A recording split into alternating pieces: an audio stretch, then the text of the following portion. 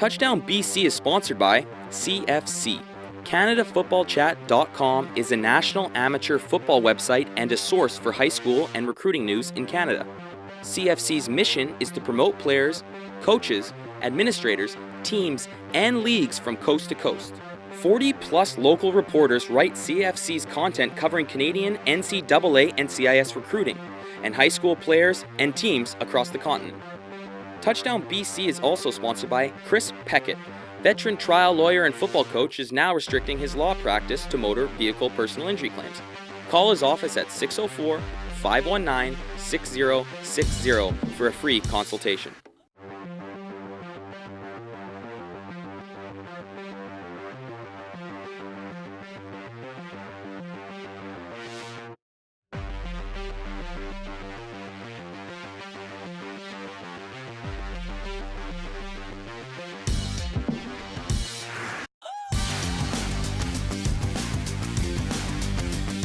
Welcome to episode 11 of Touchdown BC. I'm Ty Clark. This is my co-host, Adam Kordick. We had a super Saturday this past weekend. UBC was one game away from the Vanier, and out in Kamloops, we had the 9-man community championships. And you cannot forget about the high school games. Some big games, of course. We saw VC play Notre Dame. And actually, you left early because you were a little bit cold inside BC Place, even though you were wearing a jacket. Well, it was chilly. The roof was open. It was chilly. It was actually closed. But why don't you tell me more about the other high school games? Playoffs. We are talking about playoffs. This past weekend, it was the quarterfinals time across AAA and AA. Win, and you get to play another week. Lose, and unfortunately, your season is over. BC Place played host to the Q Finals to all but 3 games. The Dome was rocking with fans cheering on their respective teams. What a great venue for football. Now let's find out who is moving on to the Subway Bowl semifinals. South Delta versus Terry Fox. First cue, the Ravens get on the board first. Jeremy Kankalongo takes the rock from 11 yards out to get 6. Second quarter, it's Ravens defense making a play. South Delta's Michael Calvert looking for Grant McDonald, but Malik Womack makes a great play on the ball to get the INT. Terry Fox rolling early. Later on the drive, Fox capitalizes on the turnover. Taylor Poitras pounds it in from 1 yard out. Ravens up 14. South Delta would look to keep the game close. South Delta's pivot Kyle Chase connects with Billy Matt with China, and Billy would do the rest. First getting by his original defender, then following the sideline all the way home for the score. Sun Devils cut the lead to 8. 14-6 Ravens at the half. Early third, Fox looks to pull away. QB Jake LaBerge, under pressure, finds Isaac Evans for the 10-yard passing major. The lead is up to 15. Same cue, turnovers start to hurt South Delta. It's Womack getting his second INT of the game, and a great return to boot. No one can take him down, dodging everyone, taking it deep into Sun Devils territory. The Ravens not only the best team in the province, but have the best unis too. Those are hashtag too legit to quit. Hopefully people still say that. Later in the half, Terry Fox puts this game out of reach. First, with this 5-yard rushing major from Kankalongo. Then, a couple drives later, LaBerge finds Kankalongo on a wheel route for the 26-yard pass catch TD. Womack comes over for a signature handshake, finish off with what the kids call dabbing. South Delta would score late on a botched punt. Michael Calvert takes off and on a beauty of a run will score. But it's not enough. Terry Fox moves on to the Subway Bowl semifinals for the 3rd year in a row, beating the South Delta Sun Devils 33-14. Now let's find out who Terry Fox will play. It's Mount Doug. The Rams beat Kelowna 28-6 with the help from 3 players rushing for over 100 yards.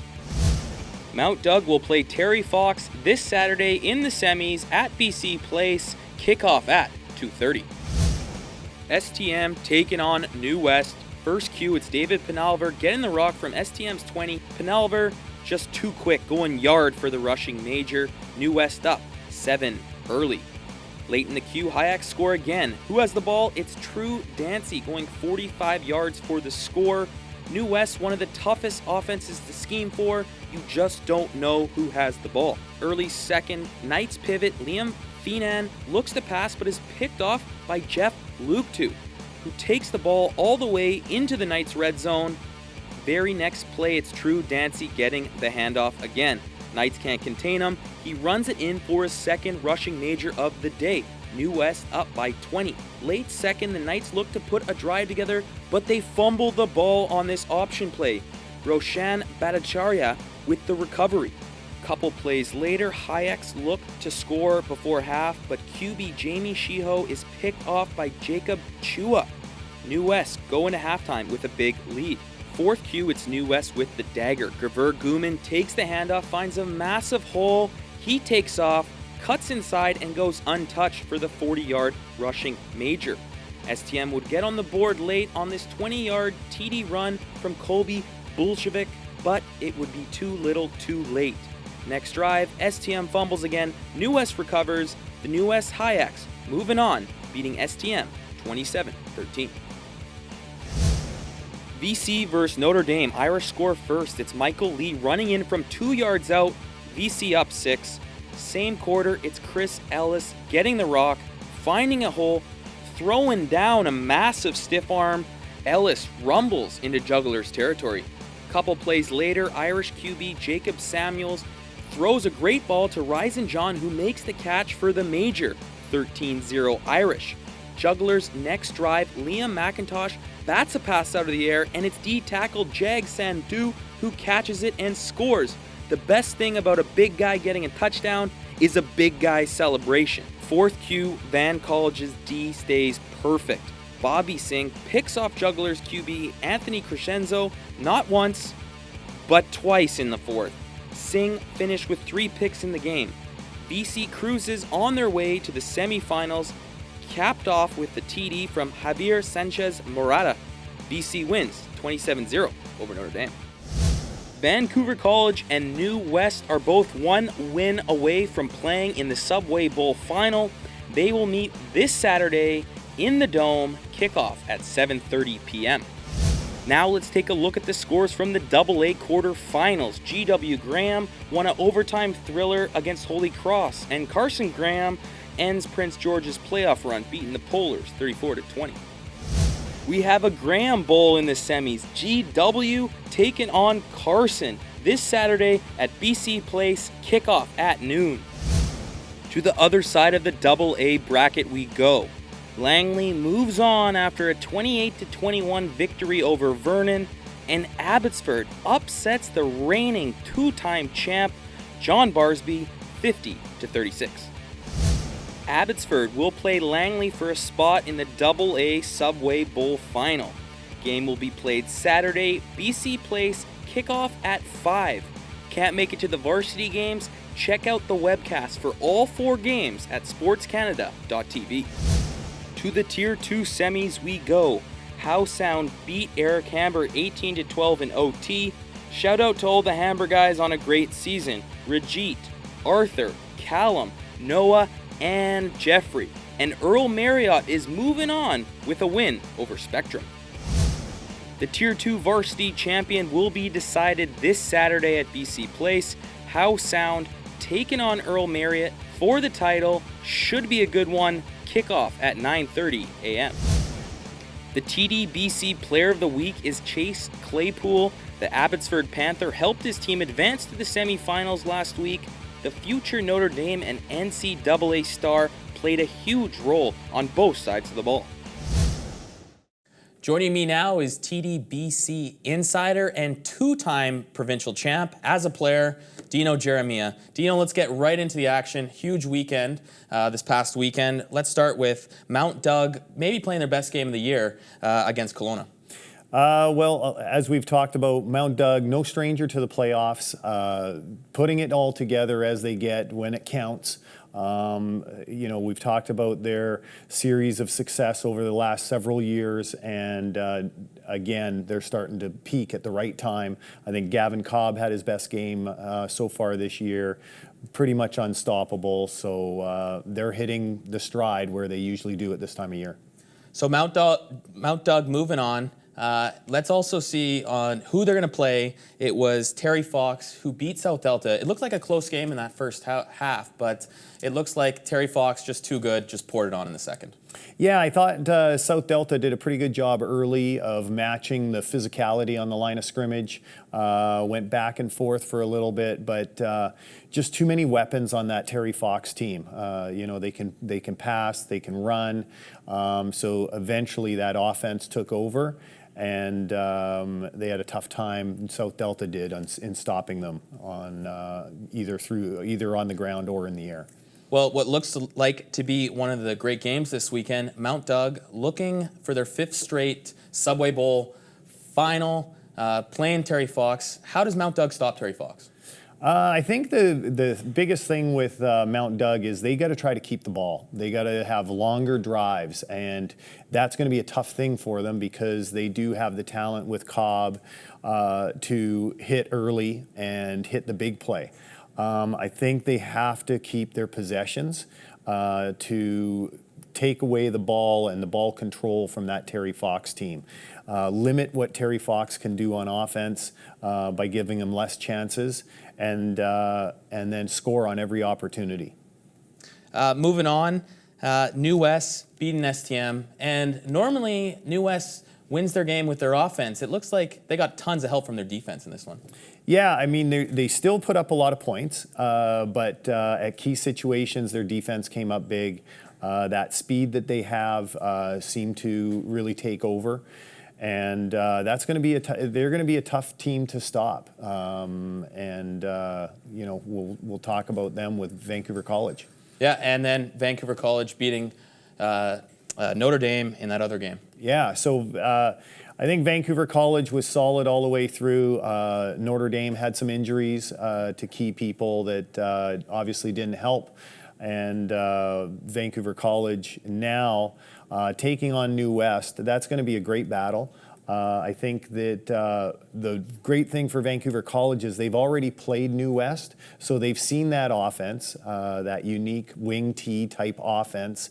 And they'll have some film to work with, and Vancouver College does a good job of breaking things down. So I expect it to be a lot tougher, and maybe New West not to score as many points as they have in the past. And with AAA, with South Delta losing, we're going to see a new champ in the AAA. It looks like in the AA, we're going to see a new champ as well with Abbotsford beating Barsby. Yeah, what a game. Lots of points, great battle. I think that there's a changing of the guard in AA, so that's going to be a great thing to see with some new teams, some new faces there. GW Graham, Carson Graham, Langley, Abbotsford, a lot of new faces in the AA, which is great. Well, perfect, Dino. Thanks a lot for your time. That's your TDBC High School Report with Dino Jeremiah. What a weekend it was in community football across the province. Super Saturday kicked off with some big 9-man championship games that happened in Kamloops, while it was the last of the regular season for midget and semifinals for the rest of the 12-man tackle. But enough listening to me talk, let's get into the action. It's the Junior Bantam Provincial Championship between the Vernon Magnums and Prince George Axemen, and from the get-go, Zach Smith fires a dart to Trent Charlton, who has clearly done this before as Charlton puts Vernon on the board. Later in the queue, Zach Smith back at the helm, and he finds Isaiah Ondrake on a nice out pattern, putting Vernon up 2 scores early on. So PG has a little trickery up their sleeves with Max Vahar taking the toss and going deep, but it's picked off by Zach Smith, who can do it on both sides of the ball. Nice over the shoulder INT and run back for Smith. Magnums move it downfield and it goes back in the hands of Smith, who has pinpoint accuracy, finding Trent Charlton once again. These two are like PB and J. They're on just for fun. Smith rests his can of an arm and tries out the legs, and guess what? Those work pretty good too. Smith doing it all. Zach Smith has the ball once again. This time he'd find another receiver, William Satterthwaite, for the touchdown. Vernon ball once again, and thankfully for PG, he tosses it out wide, but Jared Cooper's got some skills too, as he books it out wide, then back inside for a score of his own. Axemen ball, or should I say Magnum's ball. Isaiah Ondrake with the INT, and this guy gets it done on both sides of the ball too, as Ondrake scampers down the sidelines in for his second touchdown of the day. Vernon with the ball once again, but this time it's big Liam Gombrich with the carry as he runs it up the gut like a pinball. Alex Santos is awarded runner-up MVP with some unbelievable MVP caliber handshakes. And to no one's surprise, Zach Smith was awarded MVP with 4 pass TDs, 1 rush TD, and 1 interception. Great day for Zach Smith. Give it up for your 9-man junior bantam champions, the Vernon Magnums. Time now for the Pee Wee Provincial Jamboree, and the Prince George Titans have Noah Lank, the man too fast for cameras or the human eye. But the Kelowna Lions get the ball, and Joey Haworko rolls out of the pocket and fires a missile right into the hands of Evan Fitchett, who makes no mistakes scoring for the Lions. But anything you can do, we can do better, says Curtis Vohar, who takes the toss out wide, and the Sea of Red finds the end zone. So Ethan Irving says, nuh-uh, with a nice stutter in the backfield, and again before hitting the turbo button and coasting in for the score. He would be a force all day long.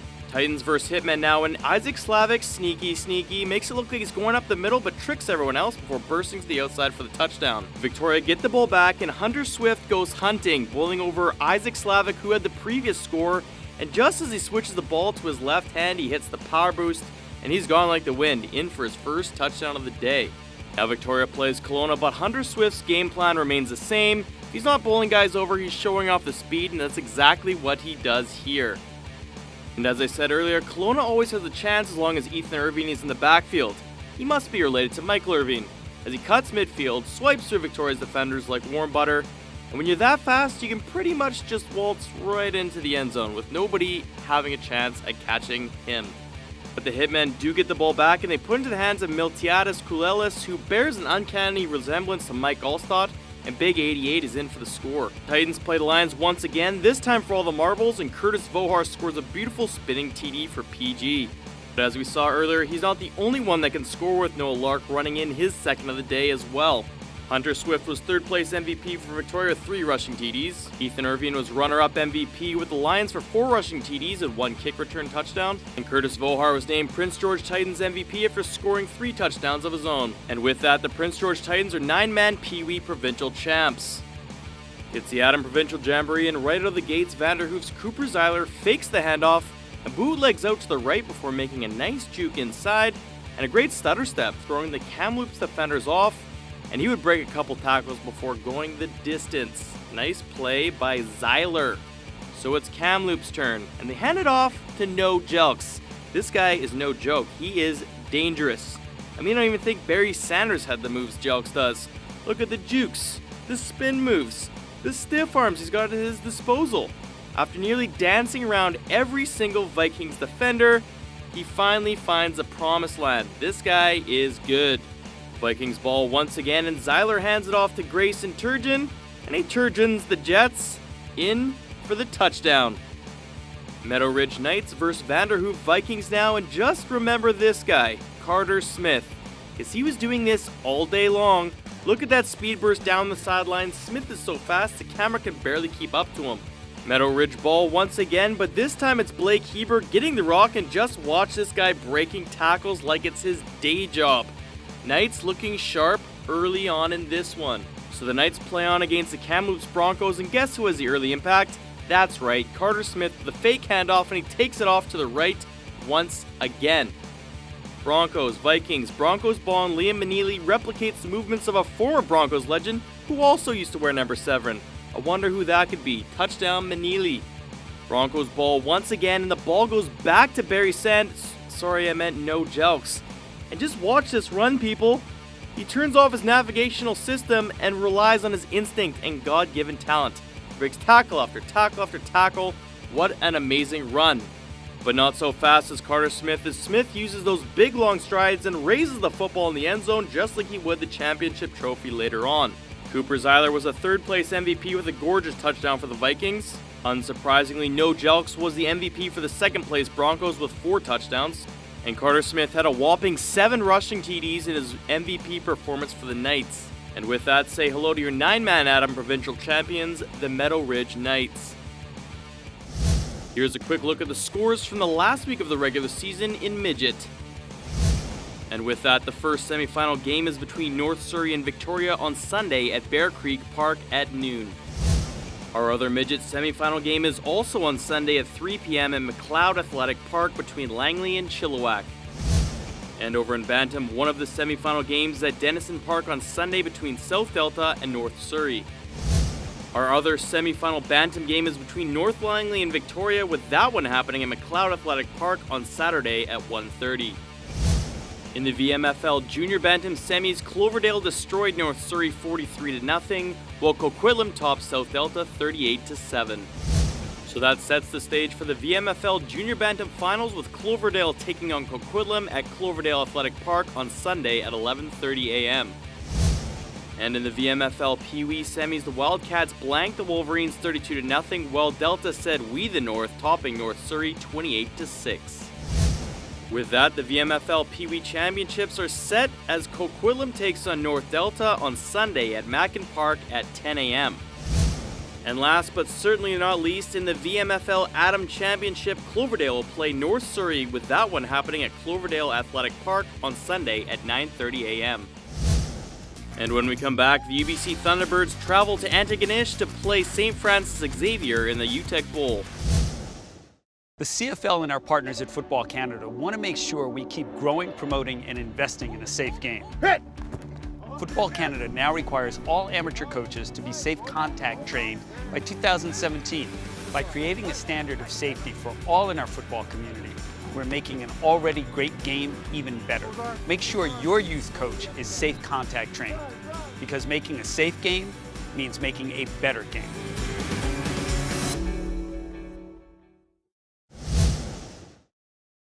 What a huge game this weekend it was, Thunderbirds versus the X-Men. Yeah, UBC, if they win that game, they're on their way to a national championship Vanier. And the X-Men weren't the only opponent they had to play. They had a pretty tough travel schedule. They sure did.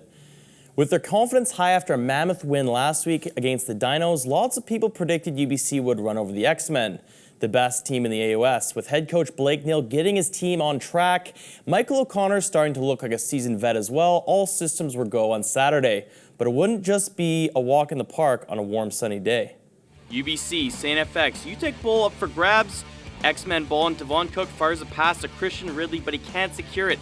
Taylor Loeffler right there to clean up the mess with the INT and a nifty return to the 25. So UBC goes on the offensive, and Brandon Deschamps runs it in from 2 yards out on 4th down to put the Birds up early. Next cue, Michael O'Connor has the ball, and he finds a streaking Marcus Davis, but the usually sure-handed Davis fumbles it, and the X-Men recover. The X-Men would do nothing with it, so the ball goes back into O'Connor's hands, and he connects with Davis once again, this time redeeming himself with a huge gain for the Birds. The Birds would score before going back at it once again, this time going to Trovell Pinto, who puts the Birds deep into X territory. And the man who started it would be the one to finish it too. Great scramble by O'Connor back to Pinto, Birds starting to pull away now. Pinto would have a huge day. With the game starting to drift out of reach for St. FX, Cook goes airborne once again, but it'll be Katsantonis getting in on the action this time with a big pick for the Thunderbirds. Without further ado, the next grab for the Thunderbirds would be the trophy as they win the UTEC and secure a spot in the Vanier Cup Finals. Michael O'Connor and Trovell Pinto were soaring in top flight for the Birds all day long, and playing like his usual consistent self was Brandon Deschamps. The UBC's defense and special teams looked equally as impressive in the win as well. Welcome to the UBC Report. Joining me in studio is a familiar face, Mr. Jim Mullen. Jim, last week we talked about UBC's crazy travel schedule going to Antigonish, and they looked pretty rested up for this one. I'm very proud that you got the Antigonish down. Yeah, they left early last week. I think they were out on Tuesday, and they've stayed back east. That just makes a whole lot of sense. And I think one of the first conversations that Blake Neal is going to have is with his buddy Glenn Constantin, the head coach of the Laval Rouge et Or, who lost to the Montreal Caravan this year in the Dunsmore Cup. Know all about Montreal. They played them 3 times this year. Might be kind of a mismatch, but that's what we said about UBC and Calgary, too. What happened in that Mitchell Bowl game? Guelph never got their offense on track. James Roberts, the quarterback there, really struggled against an aggressive Montreal front seven. And Montreal established the run just to the point that they needed to with Sean Thomas Erlington. Talking about stopping the run, they actually did a great job stopping Ashton Dixon, which I was kind of surprised. He only had about 52 or 58 yards in this one on 18 carries. So do you think they'll be able to do the same thing against Montreal? It's going to be tough. It's going to be very tough. I predict that Montreal, out of their lead running back, Erlington, will probably get somewhere in the neighborhood of about 180, 190 yards rushing.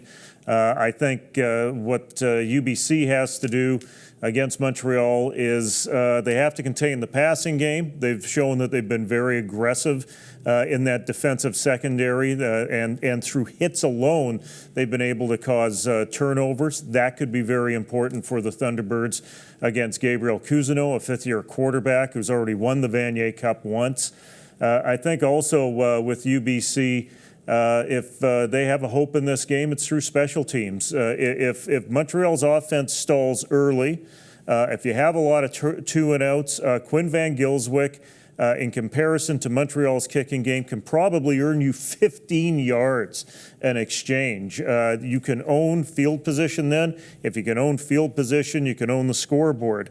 The other side, too, is you've got Travell Pinto, who knows how to return it to the house. And, of course, the last time that Marcus Davis was on that field in Laval at Stade Peps, he returned a punt for a touchdown. So kind of ironic, I guess, that the one first big win for UBC was that exhibition game in Quebec City against the Rouge et Or, and it's come full circle for them. Maybe they're the team of destiny. Who really knows? Who really knows indeed. And as we were talking about special teams, Travell Pinto seems to have been a huge role in special teams, and now he's transitioning more into a receiver role. What do you think his role will be against Montreal? Oh, I think he'll be a key receiver for the Thunderbirds. It'll be interesting to see if UBC tries to establish the run early. They are going to be very challenged against a very tough and physical Montreal defensive front. If that's the case, watch them to go double tight. Watch them to try to get Pinto isolated on the cornerback for some simple routes. We saw Calgary do that with Rashawn Simonides through the course of the year. Wouldn't surprise me to see UBC use Pinto in much the same fashion. Well, it's going to be interesting to see what happens. Tune in on Saturday. The game's actually surprisingly early at 9:30 a.m. That's which terrible. Jim's obviously excited about. No, I'm not very excited about that because, hey kids, don't listen to me, but that's well before beer o'clock. He's absolutely right. We'll see you on Saturday. It's time for the CIS BC Born Playoff Report. Before I get to that, I'm truly thankful for the UBC Thunderbirds' road to the Vanier Cup. Without the T-Birds, this report wouldn't even exist.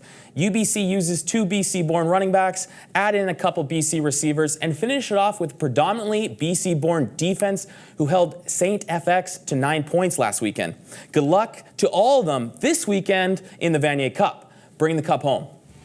First, there was safety Taylor Loeffler. The Kelowna native had 6 tackles and 1 interception against STFX. Then there was Prince George native Brandon Deschamps, who carried the ball 20 times for 128 yards and a TD. Now let's take a look at the rest of the CIS BC Born Player Report. Well, that about does it for us here at Touchdown BC. Adam, are you going to bring a warmer jacket this week? Oh, I am.